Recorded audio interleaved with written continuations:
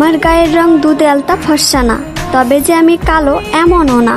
আমি এতটাও সুন্দর না যে আমার দিক থেকে চোখ ফিরানো যাবে না, তবে আমি এতটাও কুৎসিত না যে আমার দেখতে ইচ্ছা করবে না। আমার কোমর ছাপানো চুল নেই, তবে আমার চুল ঘাড় অব্দি খাটোও না।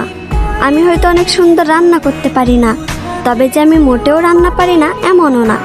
আমি হয়তো সবসময় সাজুগুজু করি না, তবে যে আমি মোটেও সাজি না এমনও না।